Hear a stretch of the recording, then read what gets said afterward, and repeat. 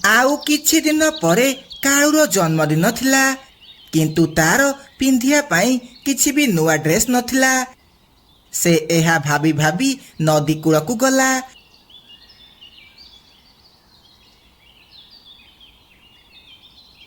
ସାଙ୍ଗମାନେ ଏଠି ବସିକି କ'ଣ କରୁଛ?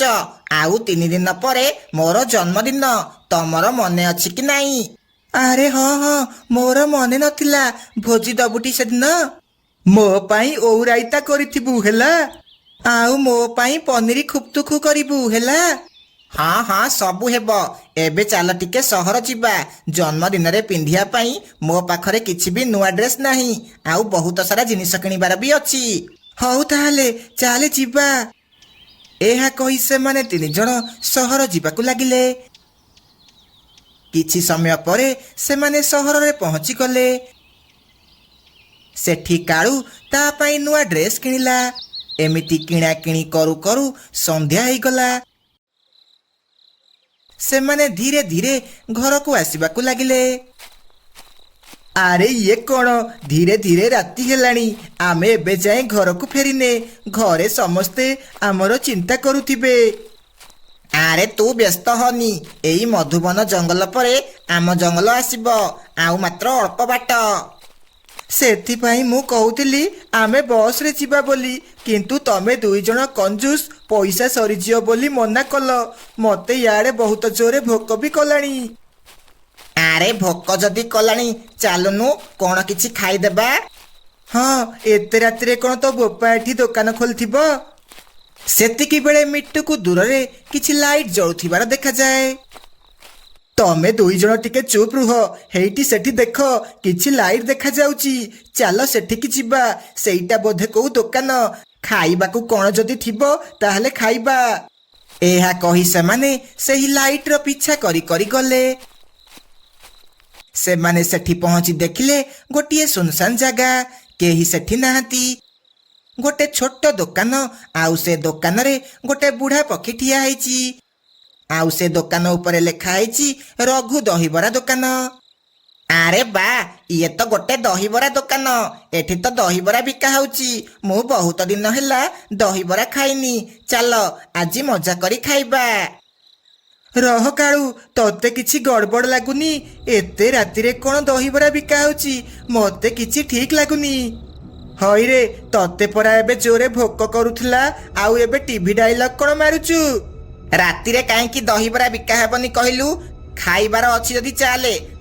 ତାପରେ ସେମାନେ ସେହି ଦହିବରା ଦୋକାନ ପାଖକୁ ଗଲେ। ମଉସା, ତମେ କଟକ ଦହିବରା ବିକୁଛ ନା ଭୁବନେଶ୍ୱର ଦହିବରା ବିକୁଛ?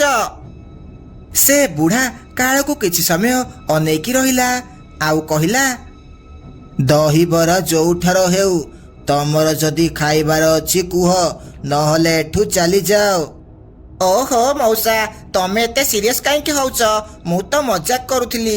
ଦିଅ ଆମକୁ 3 ପ୍ଲେଟ୍ ପୁରା ଲଙ୍କା ସସ୍ ପକେଇକି ଦହିବରା ଦିଅ। ତାପରେ ସେ ବୁଢ଼ା ମଉସା 3 ପ୍ଲେଟ୍ ଦହିବରା ସଜେଇବାକୁ ଲାଗେ। ଆରେ ମିଟୁ, ମତେ ମଉସା କିଛି ଠିକ୍ ଲାଗୁନାହାନ୍ତି।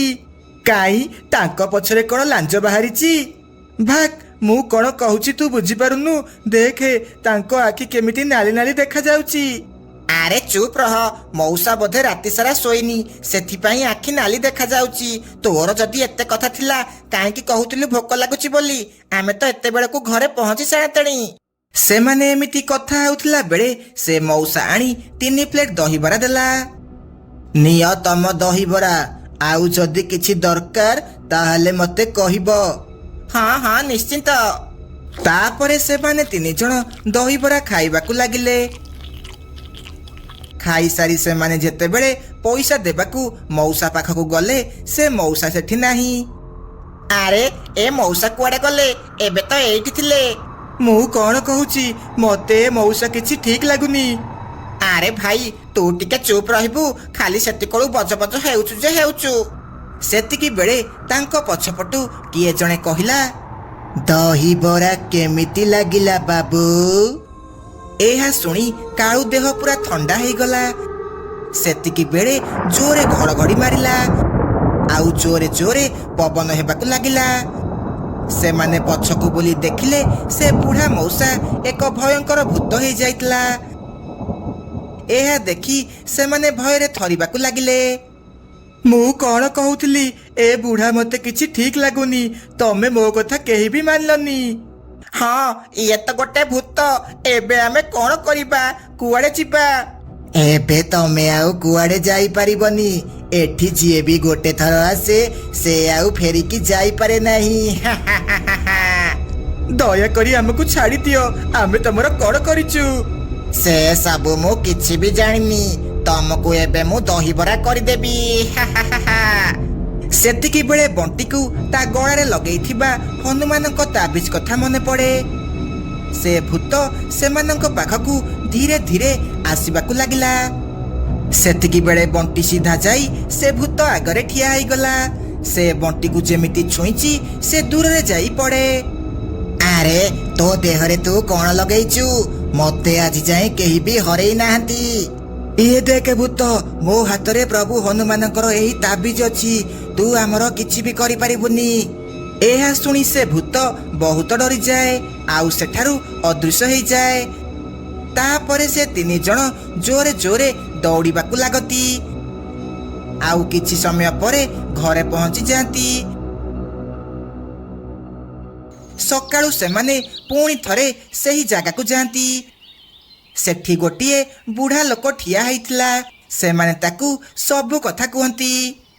ଆରେ ପିଲାମାନେ, ଆଜିକୁ ପ୍ରାୟ 20 ବର୍ଷ ତଳେ ରଘୁ ନାମରେ ଗୋଟେ ପକ୍ଷୀ ଏଠି ଦହିବରା ବିକୁଥିଲା। ହଠାତ୍ ସେ ଗୋଟିଏ ଦିନ କୁଆଡେ ଗାୟବ ହେଇଗଲା।